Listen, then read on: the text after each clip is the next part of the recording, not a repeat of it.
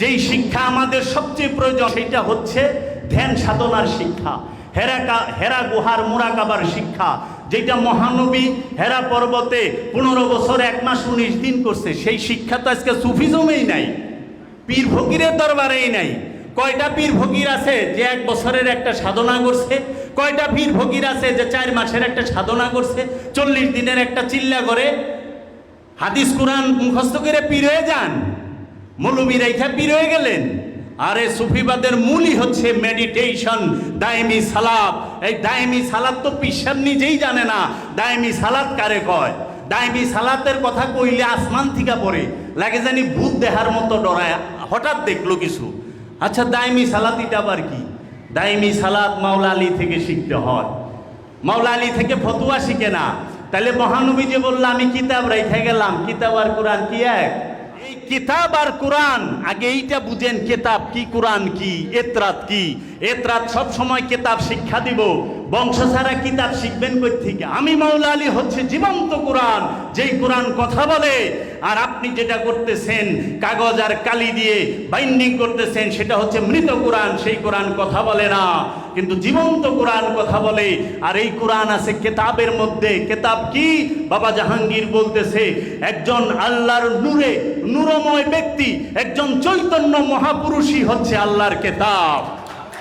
আর এই কিতাবের তাসাব্বুর, এই কিতাবের ধ্যান যখন একটা মানুষ করে, তখন সে দেখতে পায় ওই কোরআন কিতাবের মধ্যে কোরআন সংরক্ষিত, কোরআন সংরক্ষণ করে রাখছে।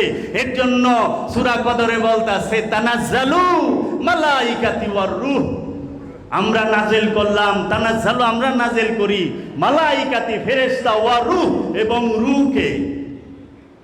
এই রুহকে, রুহের জায়গায় কোরআন বহায়। কোরআনের রুহও আরবি শব্দ, কোরআনও আরবি শব্দ, কেতাবও আরবি শব্দ, কিন্তু তিন বিষয় এক নয়।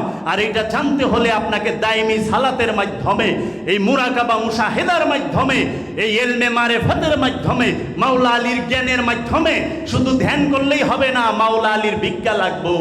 পাক পাঞ্জাতনের ভিক্ষা ছাড়া ওলি হওয়া যায় না।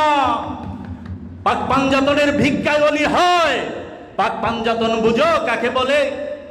কে বুঝাইবো? বাবা জাহাঙ্গীর বলছে লক্ষ লক্ষ ভক্ত গুরু নাই। সারা জীবন কোরআন হাদিস পড়লাম, সত্যই পাইলাম না।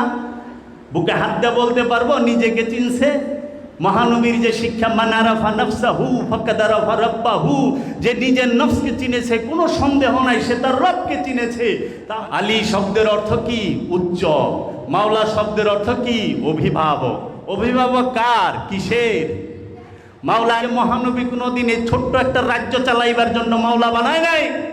মাওলা আলী মুসলমানের জন্য মাওলা না, মাওলা আলী সমগ্র মানব জাতির মাওলা, কুল কায়নাতের মাওলা, সমগ্র সৃষ্টির মাওলা। মাওলা আলী গণ্ডির ভিতরে থাকে না। ওই একটা ছোট্ট রাজ্য চালানের লিগা মাওলা হইছে না। আবু বকর, উমর, ওসমান রাদিয়াল্লাহু তাআলা আনহু এরা সবাই মাওলা আলীকে মাওলা হিসেবে মানছে। সেটা কিসের মাওলা? হৃদয়ের মাওলা। মাওলা আলী হচ্ছে মানব জাতির হৃদয়ের মাওলা। এর জন্য খাজা বাবা বলছে হযরত হুসাইন আলাইহিস সালাতু ওয়াস সালামের সম্পর্কে, শাহ হাসত হুসাইন, বাদশাহ হাসত হুসাইন, দীন হাসত হুসাইন, দীনে পানা হাসত হুসাইন, সরদাদ নাদাদ দস্ত দর দস্ত ইয়াজিদ, হক্কা কে বিনায়ে লা ইলাহা হাসত হুসাইন। শাহ হাসত হুসাইন, শাহিদ হুসাইন, বাদশাহ হাসত হুসাইন, বাদশাহ মাওলা হুসাইন।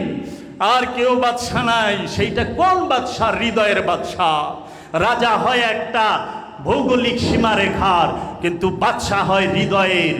মাওলা কে বলতেছে? খাজা বাবায় মাওলা হুসাইন সম্পর্কে। দিন হুসাইন, দিনই একমাত্র হুসাইন। দিন কিসের? দিন শব্দের অর্থ স্বভাব, ইসলাম শব্দের অর্থ আত্মসমর্পণ।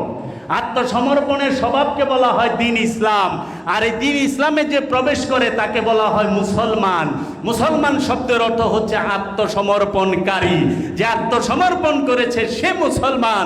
এখন আপনি নামাজ রোজা পইরা মুসলমান হয়ে গেছেন, মানুষের জাগা মাইরা খান, এতিমের হক মাইরা খান, 10 টাকা সুদে টাকা লাগায় খান, ঘুষ খান, আবার কি করেন?